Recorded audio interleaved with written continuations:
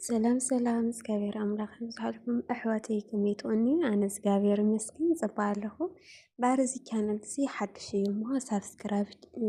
ሾር ላይክ ብምግባር ቤተሰብ ኩኑ ምትዋዕኹም ኣይፈለየኒ እናበልኩ ክልተ ዓለም ትብል ግጥሚ ሒዘ ቀሪበ ኣለኹ እሞ ክሳብ መጨረሻ ሓቢርኩም ክፀንሑ ትሕትና ይላቦ ብላይክ ጀምርዋ። እሺ ናብኣ ከብለኩም እየ። በስመ አብ ወወልድ ወመንፈስ ቅዱስ አሐዱ አምላክ አሜን። ክልተ ዓለም ናየይ ህይወት ይደልእ ኩሉ ግዜ ዓወት ሓደ ግዜ ንፍፅም ዘለኣለማዊ ህይወት ካሊእ ግዜ ደሞ ደስ ይብለኒ ነገር ዓለም ሓደ ግዜ ይመርሕ እግሪ ናብ ፀላም ይሓስብ ደሞ ክልቲኦም ብሓደ ከሳልጥ ሓደ ኣቦ ከምዚ ከም ዝበሎ ብርግፅ ይፈልጥ ድንገት የፈሊጠዮም ድንገት ከዓ ሲኢነዮም ኣብ ክልተ ልቢ ድንገት ተላልየዮም ኣቦይ ከመይ ይውዕሉ ከመይ ከኘው ንፋለጥ መሓሪ ይበሃል መገዲ ዝጠፍኦ እየ ዝበሃል እግዚአብሔር ይመስግን ከመይ ትውዕል ዝወደይ ኣነ እውን ኣርኣያ ይበሃል ግዜ ዝነበረኒ ግዜ ወዲየ ኣብ ፅፀት ዘለኹ ንክልተ ዓለም ንሓጢኣትን ንፅድቂ እግሪ ዝዘርጋሕኹ ናይ ቀደም እናዘከርኩ ይነብዕ ዘለኹ ነበረኒ ዕሽነት ህዝየ የስተዕሎ ዘለኹ ድኻም ዘይፈልጥ ጉልበት ዝመልኦ እግሪ ይጠፍእ ንጡፍ በሊሕ ኩሉ ዝፈልጥ ርእሰይ ዝኩሉ ኣሕሊፈዮ ኣብዚ ይረብሕ ሓጢኣት ዘይረብሕ ንሓዉ ዝወቅዕ ኢደይ ነቲ ቤተክርስትያን ሓዲጉ እንዳመስተ ዝኸይድ እግሪ ነቲ ሓቂ ሓዲጉ ዝሕሹ ዝነበረ መልሓሰይ ነቲ ፅቡቕ ሓዲጉ ዝሙት ዝረአየ ዓይነይ ነቲ ፆም ክሒዱ ቀትሪ ለይቲ ዝበልዕ ከብደይ ይግረም ኣለኹ ብዝኩሉ ዝወደይ መን ኢኻ መሓሪ ዝሓወይ ጊዜን ፍቓድን ዘለኩም ኣሕዋተይ እዚኣ ስምዕዋ እሞ ካባይ ተምሃሩ ዳውካ ንምፅዋት ኣልሙዶ ጉዕዞ ሰላም እግርኻ ይልመዶ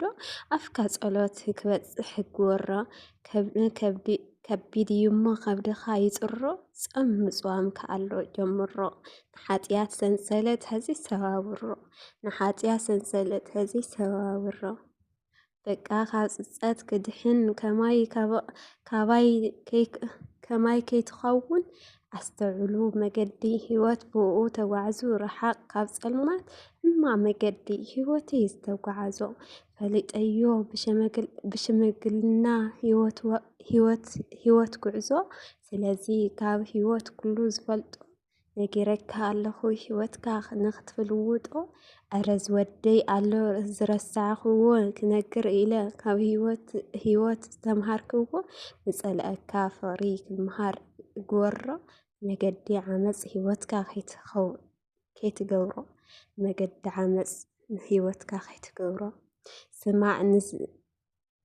ስማዕ ዝወደይ ንሰደደካ ጸሎት ግበረሉ እቲ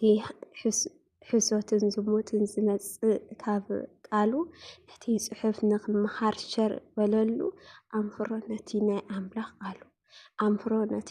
ናይ ኣምላኽ ቃሉ ካብ ክልተ ዓለም ስዱድ ኣይትኹን ዝወደይ ኩሉ ግዜ ሕሰብ ኣባይ ይረከብ ኢልካ ሰላመይ ነዚ ምስ ተረዳእኻ ትፈልጦ ኢኻ ሰላማዊት ሰላመይ ሰላምካ ከይታለል ከይዕሽወካ ዓለማዊ ነገራት ከይመስለካ ዘሎ ቅድሚ ሞት ህይወት ይጽበየካ ኣሎ ኣኽሊል መንግስተ ሰማያት ይጽበየካ ኣሎ ኣኽሊል መንግስተ ሰማያት እቲ ጸላኢና ሞት ዘይብሉ ደኻም ህውከት ዘይፈልጠሉ እቲ ስሒቕካ ዘይተሓዝነሉ ነፍስን ስጋን ዝምቹ ንኹሉ ድሕሪ ሞት እዩ ዘሎ ችግር መንከራ ዝበቃሉ ድሕሪ ሞት እዩ ዘሎ ችግር መንከራ ዝበቃሉ ድሕሪ ሞት እዩ ዘሎ ንፍፅም ሓጎስ ዝኾነሉ ብሕዚ ወደይ ይኹነልካ ፅቡቕ ህይወት ሓደራ ከማይ ከይትኾን ፀፅት በል ፅቡቕ ህይወት ንዓይ ከዓ ፅቡቕ ሞት በል ፅቡቕ ህይወት ንዓይ ከዓ ፅቡቕ ሞት ይቐፅል